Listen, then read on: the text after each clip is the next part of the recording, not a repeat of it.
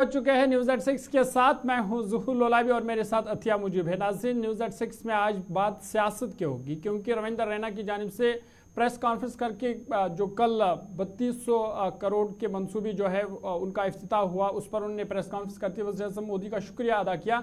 साथ ही उन्होंने डॉक्टर फारूक अब्दुल्ला का नाम लेते हुए कहा कि जिन रहनुमाओं ने, अपोजिशन रहनुमाओं ने वज़ीर आज़म नरेंद्र मोदी की तारीफ की या उनका खिताब सुनने आए थे, उनका भी उन्होंने शुक्रिया अदा किया, जिसके कई माने निकाले जा सकते हैं।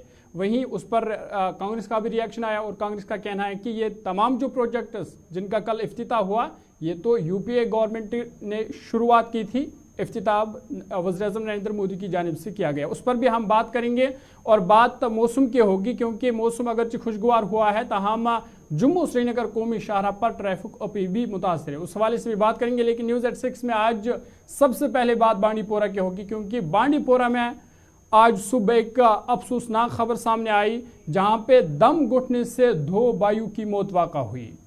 बताया जा रहा है कि उनके जो वालिद है वो भी मौत की कश्मकश में मुब्तला है। फिलहाल उन्हें अस्पताल ले जाया गया है, जहां उनका इलाज जारी है और ख़बर यह है कि उनकी हालत तशवीशनाक है।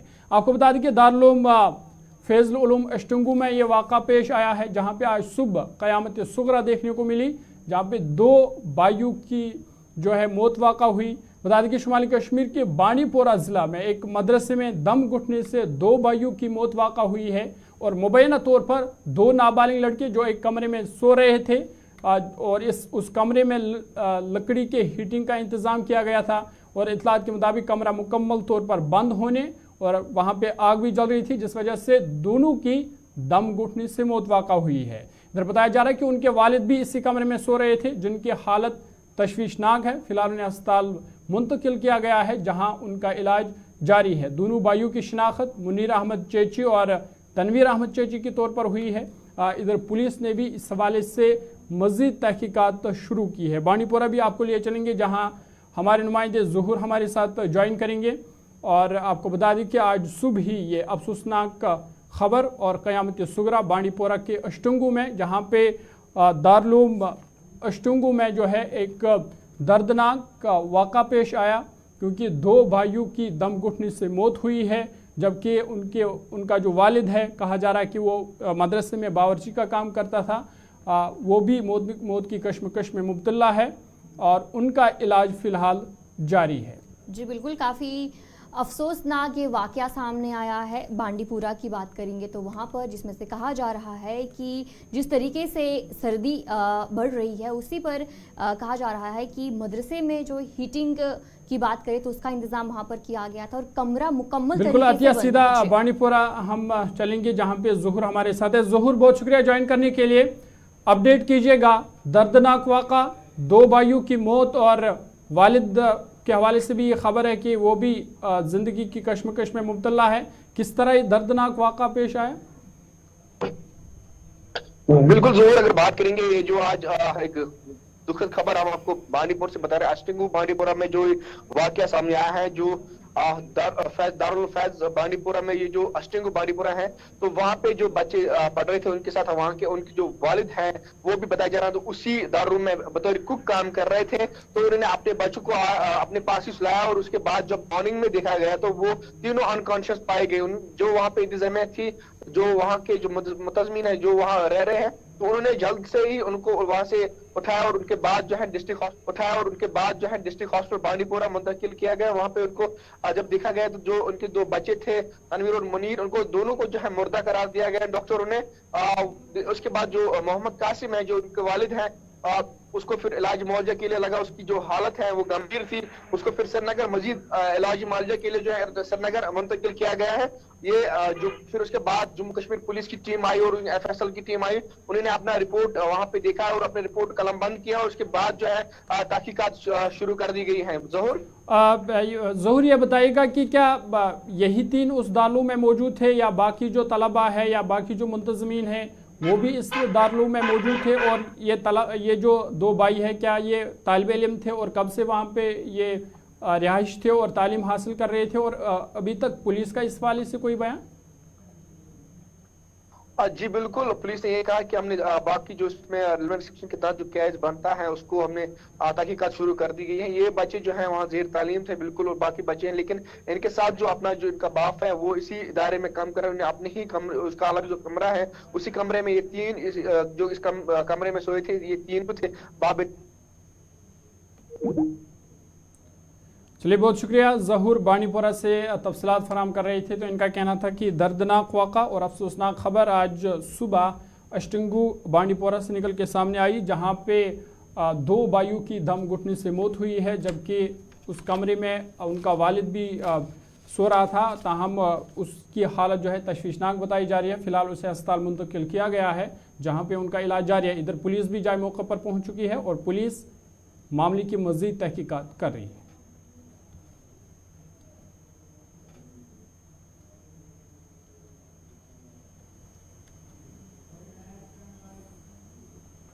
चलिए आगे बढ़ते हैं, बात अब सियासत की करते हैं और आपको बता दें कि जम्मू कश्मीर बीजेपी के सदर रविंदर रैना ने कहा कि कल जो वज़ीर-ए-आज़म मोदी ने MS स्टेडियम से 32,000 करोड़ के मंसूबे जम्मू कश्मीर के लोगों के नाम वक़फ़ किए, उसके लिए उन्होंने कहा कि मैं जम्मू कश्मीर के अवाम की तरफ से वज़ीर-ए-आज़म नरेंद्र मोदी का शुक्रिया अदा करता हूँ।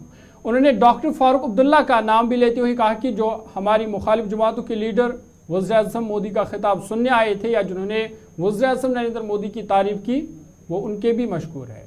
रविंदर रैना ने कहा कि बीजेपी जम्मू कश्मीर की 5 और लद्दाख की पार्लिमानी सीट की तैयारी कर रही है और उन्होंने उम्मीद जाहिर की है कि लोगों की सपोर्ट की वजह से आने वाले इंतखाबात में बीजेपी की बड़ी जीत होगी। और मैं शुक्रिया अदा करता हूं प्राइम मिनिस्टर मोदी साहब का कि जो 32,000 करोड़ रुपए के लागत से जो प्रोजेक्ट्स यहां तैयार किए गए, जिनमें एम्स हॉस्पिटल जो विजयपुर सांबा में बनकर तैयार हुआ, उसको जनता के लिए कल से शुरू कर दिया गया है। देविका नदी का प्रोजेक्ट हो, मल्टीपर्पज इरिगेशन प्रोजेक्ट्स, उज जो कि एक बहुत बड़ा प्रोजेक्ट जो है, जिसकी लंबे समय से जिसके काम में बाधाएं अटकाई गई, उस काम को आगे बढ़ाने का काम मोदी साहब ने किया। और हमें इस बात की खुशी है कि जो हमारे पॉलिटिकल अपोनेंट्स, जो सियासी हरीफ समझे जाते हैं सियासत में, उन्होंने भी दिल खोलकर प्राइम मिनिस्टर मोदी साहब की तारीफ की है, जिसके लिए मैं डॉक्टर फारूक अब्दुल्ला साहब का भी शुक्रिया अदा करता हूं। फिलहाल तो भारतीय जनता पार्टी जम्मू कश्मीर की 5 लोकसभा सीटों और लद्दाख की जो पार्लियामेंट की सीट है, उसकी जबरदस्त तैयारी में है। अपने दम पर हम चुनाव लड़ेंगे और जम्मू कश्मीर की आवाम की सपोर्ट से, गरीबों, मस्कीनों, मजलूमों, ज़ईफों की सपोर्ट से बीजेपी की जबरदस्त जीत होगी। आम जनमानस की सपोर्ट से बीजेपी की जीत होगी और जम्मू कश्मीर की आवाम पार्लियामेंट के इलेक्शंस में दिल खोलकर मोदी साहब को सपोर्ट करेगी। और हमारी ख्वाहिश है कि जिस तरीके से मोदी साहब ने दिल खोलकर देश का खजाना जम्मू कश्मीर की आवाम के लिए खोला है और यहाँ डेवलपमेंट हो रही है, तो जम्मू कश्मीर की आवाम भी दिल खोलकर मोदी साहब को गिफ्ट देगी और 5 सीटें। तो चलिए, जिस तरीके से आपने रविंदर रैना की तरफ से जो बयान था वो सुना और यहाँ पर अपोजिशन की तरफ से भी एक बयान सामने आया है।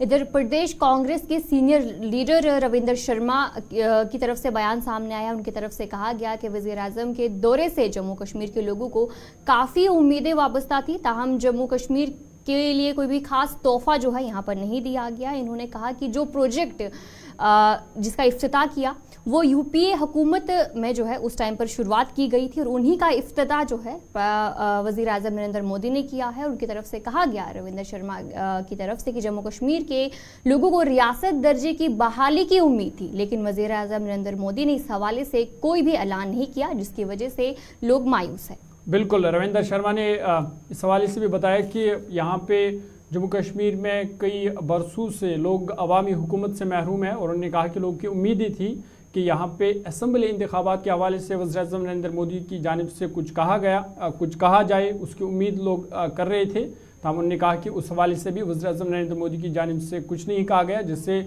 लोगों को कहीं ना कहीं मायूसी हुई। सौगात तो नहीं उन्होंने दी नहीं। जो प्रोजेक्ट्स जो यूपीए के टाइम से कुछ उनके टाइम से जो चल रहे थे अभी भी अधूरे हैं।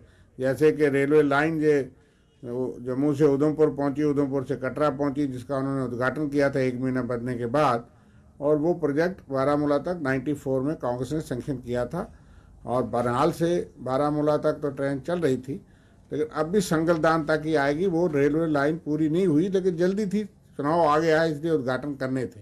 एम जम्मू के लोगों ने 2 महीने लड़के बंद करके लिया है। बाकी सेंट्रल यूनिवर्सिटीज़ ये कांग्रेस ने बनाई थी, सारी यूनिवर्सिटीज़ कॉलेजेस, वो एक प्रक्रिया है जिसमें उन्होंने उद्घाटन किया है, लेकिन नई चीज़ नहीं की। लोग सुनना चाहते हैं कि हमारी रियासत जो उन्होंने छीनी थी ज़बरदस्ती वो कब आएगी। सुनना चाहते थे कि असेंबली के चुनाव कब होंगे। अनएम्प्लॉयड जो 45 साल का रिकॉर्ड टूटा वो सुनना चाहते थे कि हमारे लिए कोई सौगात है, कुछ नहीं था। और महंगाई इतनी ज़्यादा है, टैक्स जम्मू के लोगों के ऊपर जितने भरपार है उसके लिए सुनना चाहते थे। जम्मू पुंछ रेलवे प्रोजेक्ट पिछले 12 साल से लटका है, कहीं सुनाई नहीं देता। वो लोग भी चाहते थे 2 बॉर्डर डिस्ट्रिक्ट, उसका नहीं सुना। अच्छा है कि 5 रेलवे। नाज़रीन, सियासत के बाद अब बात हम मौसम के हवाले से भी करेंगे, क्योंकि मौसम अब खुशगवार हुआ है, लेकिन जम्मू श्रीनगर कौमी शाहराह पर ट्रैफिक अभी भी मुतासिर है। पूरी तफसील आप तक पहुँचाएंगे, लेकिन उससे पहले छोटा सा तिजारती वक्फा।